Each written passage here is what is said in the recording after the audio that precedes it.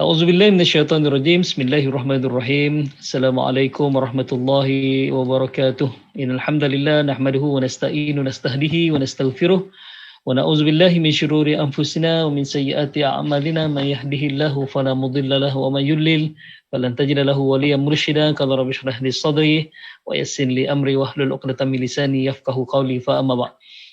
Yang berbahagia Al-Fadhil Ustaz Zuramli selaku pengerusi Dewan Dakwah Majlis Dakwah Negara, tak lupakan kepada Umi Dr. Robiah selaku timbalan dan seluruh barisan Esko Dewan Dakwah Majlis Dakwah Negara, tak lupakan kepada Majlis Pimpinan Tertinggi Majlis Dakwah Negara dan seterusnya tuan-tuan dan puan-puan muslimin dan muslimat yang dirahmati oleh Allah Subhanahu wa taala sekalian.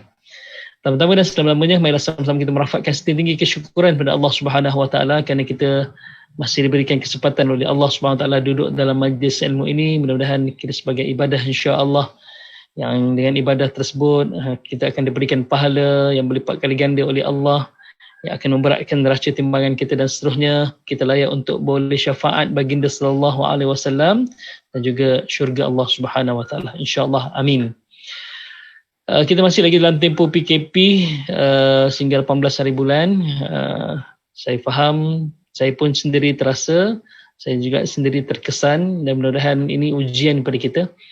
Kalau kita rasakan ini sebagai suatu ujian, kita akan rasakan satu kemanisan bagi kita. Tapi kalau kita rasa ini sebagai suatu musibah ataupun kita anggap dia sebagai suatu yang menyakitkan, kita tak akan rasa dapat kemanisan tu insya-Allah. Semuanya tu bergantung pada Allah Subhanahu wa taala. Saya umpamakan ujian ni adalah cubitan sayang daripada Allah sebenarnya. Kalaulah isteri kita ataupun kekasih kita cubit kita, hakikat cubit tu sakit, hakikat cubit tu sakit. Tapi bila dia datang daripada orang yang kita sayang, orang yang kita cinta, cubitan tu hakikat sakit tetapi kita rasa kemanisannya sebab kita tahu dia cubit kita kerana nak bermesra, kerana nak bermanja. Begitu jugalah kalau kita sayang Allah, kalau kita cinta Allah, Allah cubit kita, hakikat ujian tu sakit, tetapi kalau datang daripada Allah yang kita cinta, Allah yang kita sayang, cubitan itu jadi ada kemanisan padanya, ada kemanisan padanya. Bagi orang yang mungkin martabatnya tinggi, imannya tinggi, dia akan rindu dengan ujian, sebab dia tahu ujian itu adalah sebagai tanda kasih sayang Allah atasnya. Walau bagaimanapun kita tetap jaga SOP, sebab itulah kita bersiaran secara maya ni. Sebab kita tidak boleh berhimpun, kita tak boleh bertemu secara fizikal, dan mudah-mudahan walaupun kita duduk dalam alam maya ni, maksudnya kita bertazkirah, berkuliah di alam maya ni, mudah-mudahan keberkatan ilmu tetap kita dapat sebagaimana kita musafahah ataupun kita bertemu dengan guru insya-Allah. Itulah yang kita harapkan. Okey tuan-tuan dan puan-puan yang dirahmati oleh Allah Subhanahu wa taala sekalian, sebagaimana biasa insya-Allah saya mohon jasa baik tuan-tuan dan puan-puan sekalian yang mengikuti kita di FB Dewan Dakwah Majlis Dakwah Negara untuk like video ini, kemudian tekan button share untuk kita kongsikan bersama. Kalau kita tak mampu keluar berdakwah sampai ke Sabah, sampai ke Sarawak, mudah-mudahan dengan kita klik button share ini, kita membantu dakwah untuk sampai ke Sabah dan Sarawak dan seluruh muka bumi ini yang dapat mengikuti video ini insya-Allah. Dan seterusnya bagi mereka juga yang masih belum subscribe YouTube Dewan Dakwah Majlis Dakwah Negara, boleh berbuat demikian sebab di sana semua rakaman yang telah kita lakukan sejak daripada awal lagi, tazkirah pagi setiap hari kecuali Sabtu dan Ahad, yang dibarisi oleh penceramah-penceramah yang hebat. Tuan-tuan dapat input, dapat halwa iman, boleh subscribe dan boleh tonton insya-Allah di YouTube. Dan juga kami di Dewan Dakwah Majlis Dakwah Negara ni NGO, kami mengharapkan sumbangan daripada tuan-tuan dan puan-puan sekalian untuk melancarkan kerja-kerja dakwah insya-Allah. Jadi boleh berbuat demikian pada skrin yang tertera di bawah ini. akaun Dewan Dakwah Majlis Dakwah Negara, insya-Allah. Okey. Tuan-tuan dan puan-puan yang dirahmati oleh Allah Subhanahu Wa Taala sekalian, hari ini kita nak sambung tazkirah kita yang sebelum ini, ya. Bulan lepas tak silap saya, kita bicara tentang Ramadan Rasulullah sallallahu alaihi wasallam. Kalau kita lihat, kita berbaki 67 hari lagi nak memasuki suatu bulan yang penuh barakah, bulan Ramadan Al-Mubarak. Sama ada kita masuk dalam PKP ataupun kita masuk setelah mana PKP telah dilonggarkan, kita berdoa kepada Allah Subhanahu Wa Taala. Tapi sebagai persiapan kita, sebagai persediaan kita, jangan kita tewas, jangan kita sia-siakan bulan Ramadan yang bakal masuk ini ataupun bakal menemui kita, kan, dengan sebab alasan PKP, dengan sebab alasan PKP. Banyak amalan-amalan yang kita boleh buat, kan, banyak amalan-amalan yang boleh kita laksanakan dalam tempoh PKP ini, insya-Allah. Okey. Kalau kita bicara pada pertemuan kita yang lepas, kita bincang tentang maksud Ramadan. Ramadan berasal dari kalimah ramda'u, iaitu panas membakar. Dan fungsi Ramadan adalah untuk membakar dosa-dosa manusia. Itu yang perlu kita tahu, bahawa Ramadan ini adalah hadiah yang sangat berharga kepada kita umat Nabi Muhammad sallallahu alaihi wasallam. Ramadan tidak diberikan kepada umat-umat terdahulu, tetapi Ramadan diberikan kepada kita sebagai hadiah yang sangat istimewa untuk kita. Selain daripada bulan Ramadan ni untuk menambah amal ibadah, untuk menggandakan ibadah kita, ya, Allah tahu bahawa umat Nabi Muhammad ni, dan Nabi sebut dalam hadis bahawa amaru ummati baina sittina ila sab'in. Umur umatku, kata Nabi SAW, antara 60 hingga 70 tahun, dan sangat sedikit yang melepasi umur tersebut. Kalau dibandingkan dengan umat-umat terdahulu, kita lihat Nabi Nuh AS, dia berdakwah saja zaman di jalan Allah Subhanahu Wa Taala 950 tahun, disebut 1000 tahun kecuali 50 dalam Al-Quran. Jadi 950 tahun dia berdakwah. Berarti umurnya panjang, beratus-ratus tahun umurnya. Tetapi umur umat Nabi Muhammad, kata Nabi SAW, baina sittina ila sab'in, antara 60 hingga 70 saja. Kalaulah tidak menambah amal ibadah ataupun tidak mempergandakan ibadah kita ataupun pahala kita di sisi Allah Subhanahu Wa Taala, apa yang kita nak persembahkan nanti di padang mahsyar ataupun pada Allah Subhanahu Wa Taala? Kita takut nanti bila kita berada di padang mahsyar, kita boleh macam gambarkan umat-umat terdahulu dengan umur yang panjang, dengan pahala yang banyak, dengan ketaatan yang banyak.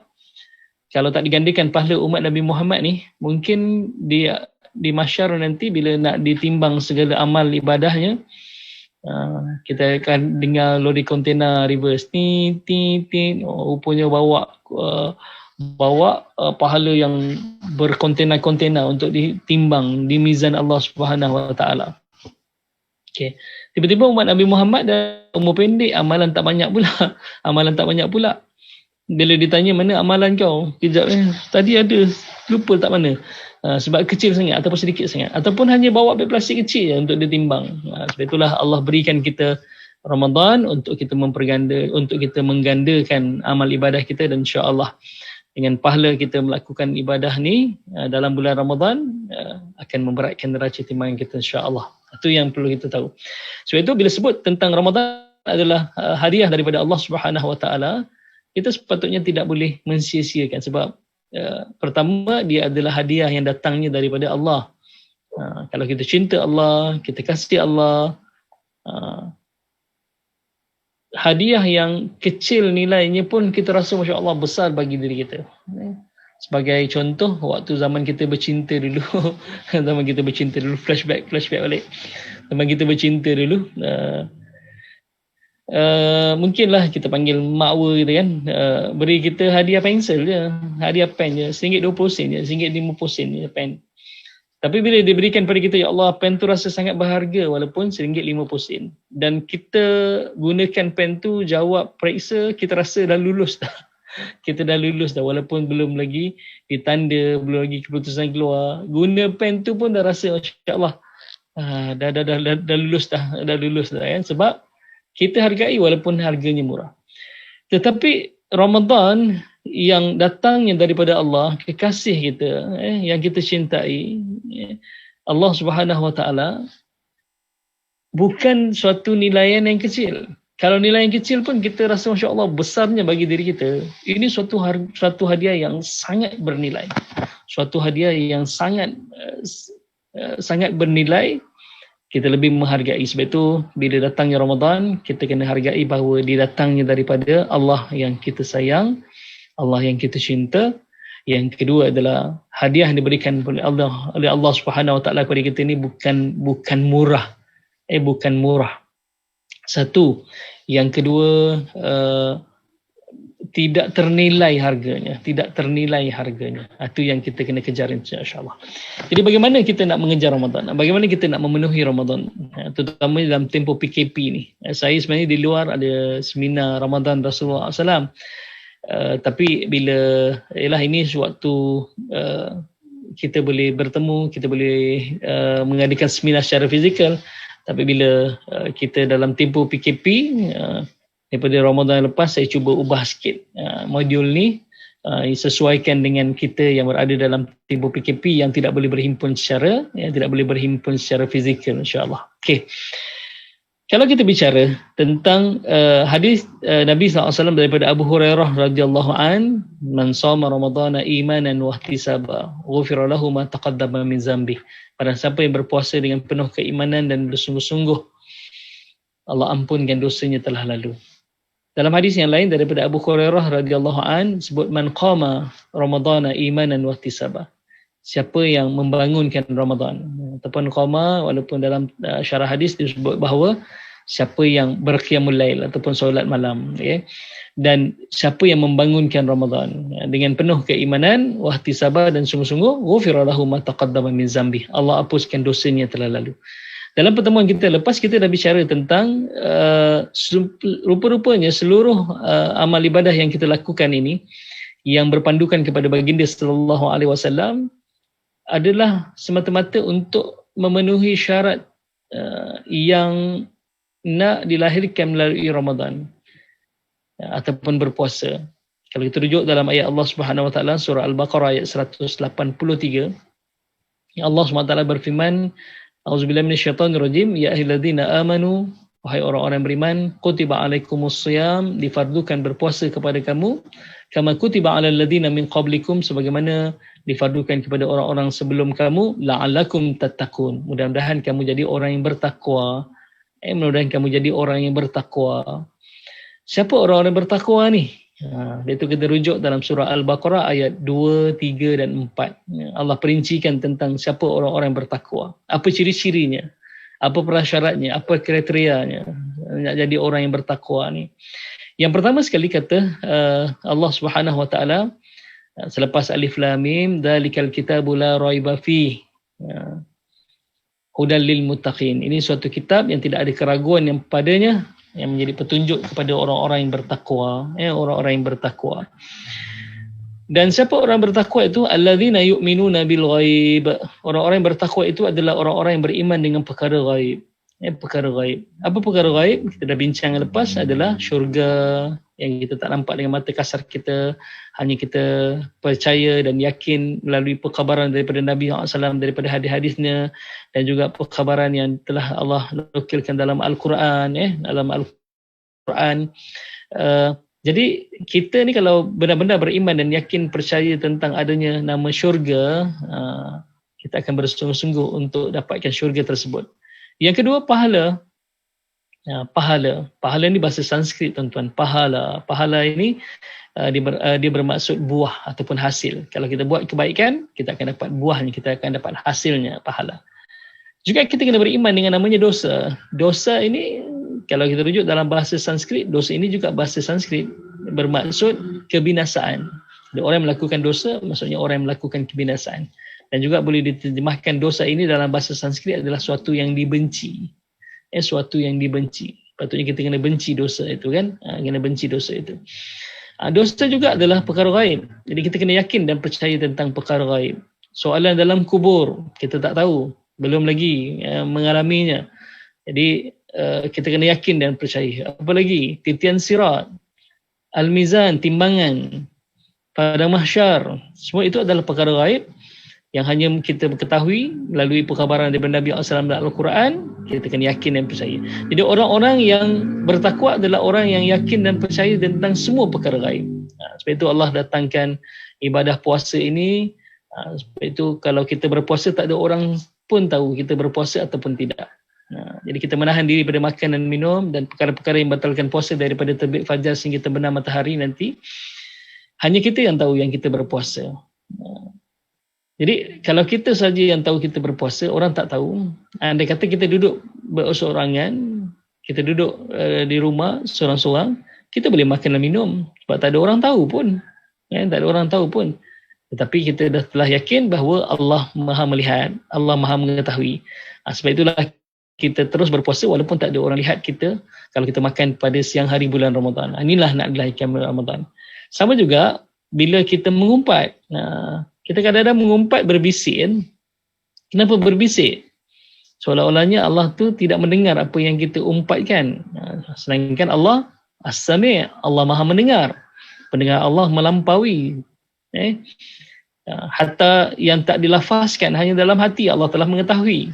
Itu kalau kita beriman dengan Allah, kita tak akan buat yang namanya mengumpat, yang namanya ni. Sebab itu kena tahu tentang itu insya-Allah. Yang kedua ni, kalau kita rujuk ciri-ciri orang beriman yang kedua adalah yuqimunas salat. Orang-orang yang bertakwa adalah orang-orang yang mendirikan solat atau orang-orang yang membangunkan solat. Sebab itu dalam bulan Ramadan kita bincang yang lepas, ada namanya solat tarawih yang jumlah rakaatnya yang banyak, itu adalah untuk melahirkan orang-orang bertakwa. Ini latihan kepada kita. Yang ketiga, wa mimma razaqnahum yunfikun, daripada apa yang kami rezekikan kepada mereka, mereka infakkan. Sebab itu ada satu ibadah yang semua wajib, tak terlepas, iaitu zakat fitrah namanya. Zakat fitrah. Jadi Allah nak latih kita dengan kita mengeluarkan harta kita daripada apa yang telah Allah kurniakan kepada kita. Itu adalah ciri orang yang bertakwa seterusnya. Yang keempat, kata Allah SWT, walladzina yu'minuna bima unzila ilaik. Orang-orang yang bertakwa adalah orang-orang yang yakin dan percaya dan beriman dengan apa yang telah diturunkan kepada engkau wahai Muhammad, itu Al-Quran. Sebab itu dalam bulan Ramadan ini bulan yang diturunkan Al-Quran. Sebagaimana firman Allah Subhanahu Wa Taala dalam surah Al-Baqarah ayat 185, sambungan kepada ayat yang tadi itulah. Disebut syahrul Ramadan alladzi unzila fihi al-Quran hudan lin-nasi wa bayyinatin minal huda wal furqan. Bulan Ramadan, bulan diturunkan Al-Quran. Kenapa? Bulan Ramadan ni bulan yang dimuliakan oleh Allah Subhanahu Wa Taala. Jadi Allah turunkan Al-Quran pada bulan Ramadan kepada baginda sallallahu alaihi wasallam. Okey. Tu. Jadi orang yang beriman dengan Al-Quran, yakin dan percaya tentang Al-Quran, apa yang disampaikan oleh Allah Taala melalui Al-Quran, itu adalah orang-orang yang bertakwa, orang-orang yang dekat dengan Allah Subhanahu Wa Taala. Kan? Dan kesimpulan kepada yang empat ini, yang kelima adalah wabil akhirati hum yuqinun. Mereka dengan hari akhirat sangat yakin ataupun benar-benar yakin. Kalau tak yakin, yang 1, 2, 3, 4 tu tidak memberikan manfaat langsung kepada dia. Okey. Antara amal ibadah yang kita boleh buat sebagai kesenambungan pada tazkirah kita sebelum ini. Ini sebab itu kita panggil Ramadan Rasulullah siri yang kedua. Kita bicara sebab tinggal berbaki 67 hari lagi. 2 bulan seminggu lebih kurang kita akan menghadapi bulan yang kita tahu tadi adalah hadiah daripada Allah Subhanahu Wa Taala untuk menggandakan pahala kita. Sebab kalau tidak menggandakan pahala kita, kita akan datang nanti di padang mahsyar dengan amalan sangat sedikit. Yang kedua, Allah nak hapuskan dosa kita sebab kita akan masuk syurga. Selain daripada rahmat dan kasih sayang Allah, kita masuk sebab pengampunan daripada Allah Subhanahu Wa Taala. Sebab itu kita nak kejar semua itu. Okey, antara amalan yang kita boleh buat selain daripada kita melaksanakan yang 5 tadi itulah, yang 4 tadi itu, yang pertama sekali kita berpuasa, menahan diri daripada makan dan minum, dan perkara-perkara yang batalkan puasa daripada terbit fajar sehingga terbenam matahari. Kemudian yang kedua, kita memperbanyakkan solat dan solat tarawih walaupun sunnah, itu adalah latihan kepada kita. Yang ketiga adalah zakat fitrah yang diwajibkan pada kita. Yang keempat, Allahumma salli ala sayyidina Muhammad, adalah Al-Quran. Al-Quran, dan ini adalah ciri-ciri orang yang yakin tentang hari-hari akhirat. Okay. Antara amalan yang kita boleh ambil, sedang penonton yang dimati oleh Allah Subhanahu Wa Taala sekalian, okay, antaranya adalah disebut dalam satu hadis, daripada Allahumma salli ala sayyidina Muhammad, Zaid bin Khalid al-Juhani qala Rasulullah sallallahu alaihi wasallam, man fattara sha'iman, siapa yang memberi makan berbuka kepada orang yang berpuasa, kana lahu mislu ajrih, sesungguhnya kana baginya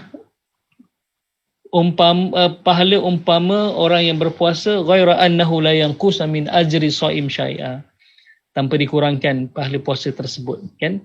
Rawahu Tirmizi, hadis ni hadis hasan sahih. Yang bermaksud daripada Zaid bin Khalid al-Juhani berkata, Rasulullah SAW bersabda, siapa yang memberi makan berbuka kepada orang yang berpuasa, maka dia mendapat pahala senilai pahala orang yang berpuasa tanpa mengurangi pahala orang yang berpuasa tersebut. Ini amalan yang kita boleh buat. Ini ibadah yang kita boleh buat. Nabi SAW sangat galakkan untuk kita memberi makan berbuka kepada orang berpuasa. Apa rasionalnya? Rasional yang pertama adalah, kalau kita memberi makan berbuka kepada orang berpuasa, itu tanda kita, Allahumma salli ala Muhammad, kita memuliakan orang berpuasa.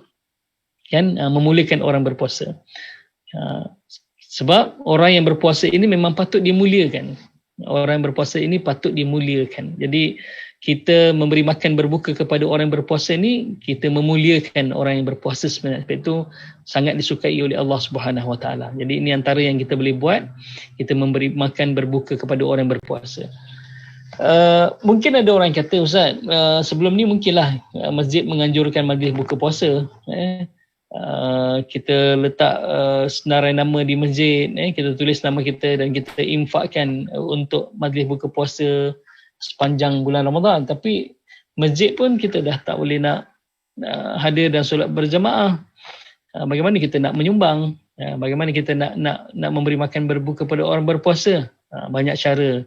Selain daripada itu, kita boleh salurkan sumbangan kita untuk memberi makan untuk sebagai juadah berbuka puasa kepada rumah-rumah kebajikan, contohnya rumah-rumah orang tua-tua, ataupun rumah anak yatim, rumah anak yatim. Dan mungkin kita boleh salurkan kepada NGO, contohnya Dewan Dakwah Majlis Dakwah Negara dan NGO yang lain yang akan menyantuni ataupun akan menyalurkan sumbangan ini kepada golongan gelandangan, ataupun fakir miskin. Sebab itu banyak cara yang kita boleh salurkan, ataupun walaupun masjid tidak menganjurkan lagi majlis buka puasa di masjid, tapi kita masih boleh memberikan makan berbuka kepada orang yang berpuasa. Okey. Yang kedua, rasional kenapa digalakkan memberi makan berbuka kepada orang yang berpuasa ini adalah memberi makan itu sedekah. Memberi makan itu sedekah, dan sedekah yang paling terbaik adalah sedekah dalam bulan Ramadan, sebab pahalanya Allah akan lipat kali ganda, kan. Okey. Yang ketiga, rasionalnya kalau kita ikut syarah hadis ni adalah berkhidmat kepada ahli taat, itu satu kebaikan sebenarnya. Siapa ahli taat? Ahli taat itu adalah orang yang berpuasa, orang yang menjalankan syariat Allah, ini orang-orang yang taat. Kita berkhidmat kepada ahli taat ini, itu adalah kebaikan sebenarnya. Itu adalah kebaikan. Okey. Dan yang keempat, Allah mengasihi hamba-hambanya yang pemurah. Kita nak dapat kasih sayang Allah, iaitu kita memberi makan berbuka kepada orang yang berpuasa, memberi makan berbuka kepada orang yang berpuasa. Dalam tempoh PKP ni, antara amalan yang kita boleh buat ataupun antara cara bagaimana memberi makan berbuka kepada orang yang berpuasa. Contohnya, selain daripada yang pertama tadi sebut, kita salurkan sumbangan kita kepada rumah-rumah orang tua, rumah anak yatim, dan NGO yang menjalankan ataupun yang menyalurkan bantuan kepada gelandangan dan sebagainya. Kita boleh juga memberi makan berbuka kepada afdalnya memang orang fakir dan miskin, tapi kita boleh berikan juga kepada saudara mara kita ataupun sahabat-sahabat kita, kawan-kawan kita. Cara macam mana? Kita order makanan melalui sistem penghantaran apa-apalah, GrabFood ke, Foodpanda ke, sekarang banyak bungkus seat lah, tapau lah. Kita bantu peniaga-peniaga, kita beli makanan melalui online, dan kita alamatkan makanan yang kita beli tu ke rumah sahabat kita, ke rumah sahabat kita. Saya di bulan Ramadan yang lepas, alhamdulillah, ramai anak-anak murid saya, ramai sahabat-sahabat saya yang tiba-tiba surprise, tiba-tiba ada makanan yang dia hantar, ada makanan yang dia hantar. Itu cara memberi makan berbuka kepada orang puasa dalam tempoh PKP ni, dalam tempoh PKP ni. Banyak boleh kita buat. Kita order apa contohnya? Kita order, pertama kita membantu orang yang berniaga dalam bulan Ramadan. Kita tahu bila bulan Ramadan, bazar Ramadan tak dibenarkan untuk dibuka. Allahualam tahun ni macam mana? Kalau anda kata dia berlaku sama sebagaimana tahun lepas, kita boleh bantu meningkatkan ekonomi orang-orang yang B40 ni, ataupun saya tak langsung kita meningkatkan ekonomi orang Islam, meningkatkan ekonomi orang Islam. Dan yang kedua, kita dapat memberi makan berbuka kepada orang yang berpuasa, di kalangan para sahabat kita, di kalangan ahli keluarga kita yang mungkin jauh. Kalau mungkin sebelum ni Ramadan kita selalu balik kampung, buka sama dengan mak kita, dengan ayah kita. Kalau mungkin ayah dah tak ada, tinggal mak seorang kat kampung, tak boleh rentas negeri, kan? Tak boleh rentas negeri, tak boleh balik kampung. Caranya adalah kita order makanan, kita order makanan dan berikan kepada mak kita setiap hari, berikan kepada mak kita setiap hari. Jadi mak kita tak perlulah masak, tak perlu masak, mak kita makan pun alhamdulillah dapat makanan yang berbeza-beza setiap hari. Mungkin kalau kita ni nak dapat pahala, berbut-but kita dengan adik-adik kita yang lain, kan? Ataupun kita gilirkan, hari ni Abang Sulong, besok Abang Ngah, esok yang bongsu pula, untuk berikan kepada mak kita di kampung, ataupun mak dan ayah kita di kampung. Ini cara yang kita boleh buat. Sebab besarnya pahala, sebab itu Nabi sebut bahawa man fattara sha'iman, barang siapa yang memberi makan berbuka kepada orang yang berpuasa. Sebab itu ada fattara sha'iman. Kadang-kadang ada orang man fattara, siapa yang memberi makan berbuka. Jadi orang yang tak puasa diberi makan berbuka, tak dapatlah, kan? Jadi man fattara sha'iman, siapa yang memberi makan berbuka kepada orang berpuasa, dia mendapat pahala seumpama pahala orang yang berpuasa tersebut tanpa dikurangi pahala orang berpuasa tersebut. Jadi kalau kita bayangkan, kita berikan kepada siapa? Rumah orang tua contohnya, kan? Dalam rumah tu ada 100 orang. Kita berikan peruntukan untuk 100 orang makan berbuka puasa. Kita telah mendapat pahala 100 orang berpuasa. Kita telah mendapat pahala 100 orang berpuasa. Itu baru hari pertama. Hari kedua, kita sumbang lagi rumah anak yatim yang ada 300 orang. Kita berikan 300 orang berpuasa, kita telah mendapat pahala 300 orang berpuasa. Campur semalam 100 orang berpuasa, kita mendapat 400 pahala orang berpuasa. Kita boleh umpamakan macam ni. Kalau 400 orang berpuasa, kita memerlukan masa 400 hari pahala. Sedangkan kita boleh buat dalam masa sehari dua saja, kita dapat 400 pahala ataupun 400 hari berpuasa. Sebab itu amalan ni amalan yang cepat memberikan pahala kepada kita. Yang kedua, Allah suka kita memberi makan berbuka pada orang berpuasa. Sebab itu Nabi galakkan, dan kata Nabi SAW, pahalanya seumpama pahala orang berpuasa tersebut, tanpa dikurangi walaupun sedikit, tanpa dikurangi walaupun sedikit. Jadi ini amalan yang kita boleh buat walaupun kita duduk rumah. Sekarang teknologi banyak dah, kan? Jadi kita boleh beli makanan ataupun kita boleh salurkan duit kita kepada NGO yang menjalankan Allah SWT program memberi makan berbuka kepada orang yang berpuasa ni. Contohnya Dewan Dakwah Majlis Dakwah Negara, insya-Allah di bawah kluster khidmat sosial nanti, di bawah Ustaz Zainuddin, akan memberikan bantuan kepada orang gelandangan, orang miskin, orang fakir, terutamanya pada bulan Ramadan ni, dari sudut pakaian, dari sudut makanan, dari sudut wang saku. Jadi tuan-tuan boleh salurkan sumbangan itu kepada Dewan Dakwah Majlis Dakwah Negara untuk merancakkan, untuk lebih ramai mendapat. Pahalanya kembali pada kita sebab kita memuliakan orang berpuasa, satu. Yang kedua, Allah suka, Allah sayang kepada orang-orang yang pemurah ni. Itu yang kita, ini antara amalan yang kita boleh ambil dalam bulan Ramadan. Ambil dalam bulan Ramadan. kadang-kadang ada orang yang bila datang bulan Ramadan, kebetulan pula anniversary-nya jatuh pada bulan Ramadan, jatuh bulan Ramadan. Yang keduanya mungkin hari lahirnya jatuh pada bulan Ramadan. Dia kata, alah tahun ni tak boleh nak celebrate kan, jatuh pada bulan Ramadan, alah pada isteri dia yang kita tak boleh nak celebrate kita punya anniversary sebab tak boleh nak jemput orang, tak boleh nak potong kek, tak boleh nak apa kan. Sebenarnya masih boleh lagi. Kita tukarkan cara kita raikan hari ulang tahun kita.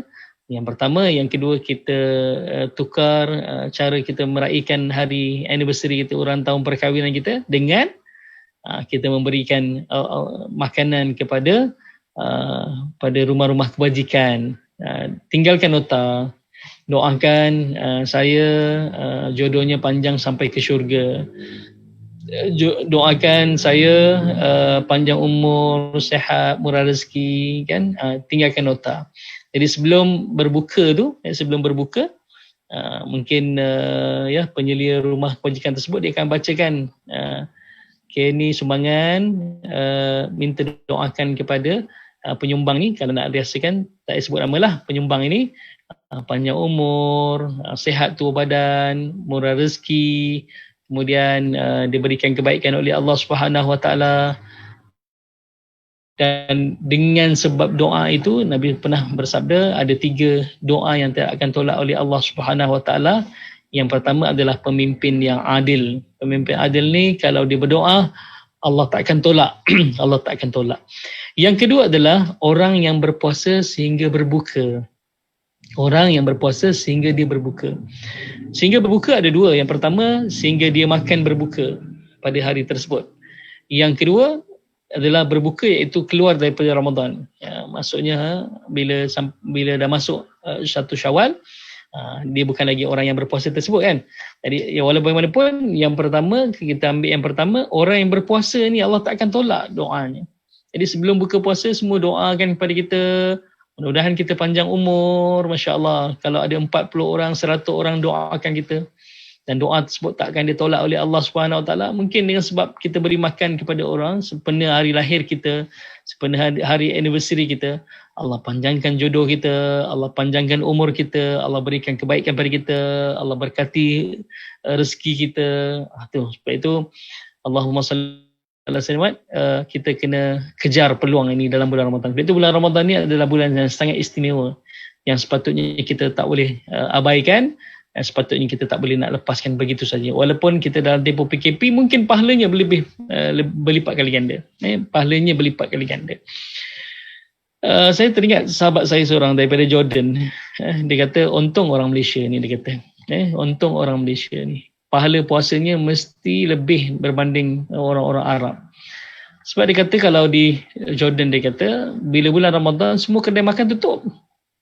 Malam je baru buka, ataupun buka pun petang je baru buka. Tapi di Malaysia dia kata walaupun kedai makan orang Islam tutup, tapi kedai-kedai makan orang-orang yang bukan Islam ni tetap buka. Kadang-kadang kita lalu bau sedap je kan, bau masakan tu. Jadi ujian kepada kita sentiasa alamak bau makanan.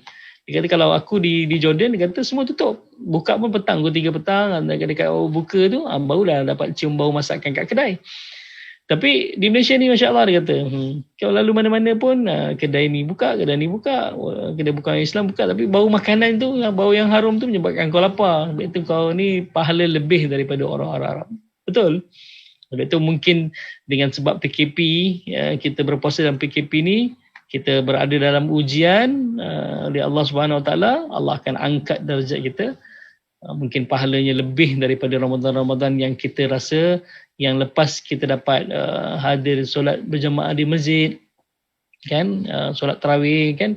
Mungkin sebab kita solat tarawih di rumah bersama anak-anak dengan isteri kita, akan menambahkan kecintaan satu, yang kedua pahalanya lebih berkali ganda berbanding kalau kita pergi masjid. Kadang-kadang pergi masjid pun kita boleh mengumpat. Kakak kita rokok tu tengok telekung orang sebelah dah betak lalat ni, kita dah mati kata ish orang sebelah ni, dia kata dah betak lalat telekung dia. Dah betak lalat telekung. Kadang-kadang pergi masjid tak dapat pahala langsung sebab dosa, sebab kita mengumpat. Mungkin Allah nak beri kita pahala, kita solat di rumah, dengan anak-anak, kita tak ada mengumpat lagi kat masjid. Tapi kita tahulah bahawa solat di masjid tu lebih besar pahalanya, lebih afdal pahalanya. Tapi kita dalam tempoh ujian, kita mungkin tak dapat pergi ke masjid. Allah faham. Jadi Allah sediakan sebenarnya pahala yang berlipat ganda melalui Ramadan dalam tempoh PKP ni, insyaAllah. Jadi yang pentingnya kita kena redha, yang penting kita kena sabar, insyaAllah ada kebaikan untuk kita di hujung sana. Jadi nanti kita akan temui kemanisan tersebut nanti, insyaAllah. Jadi cukup sekadar itu. Yang baik daripada Allah Subhanahu Wa Taala, yang kurang dan lemah itu adalah atas kejahilan dan lemahnya ilmu saya. Sekali lagi saya minta pada sahabat-sahabat di luar sana untuk share video ini, like, komen yang membina pada kami semua. Yang keduanya salurkan bantuan kepada Dewan Dakwah Masjid Dakwah melalui akaun RHP yang tertera di skrin handset anda ataupun laptop anda. Mudah-mudahan akan melancarkan kerja-kerja dakwah, insya-Allah. Kan? Jadi cukup cara itu.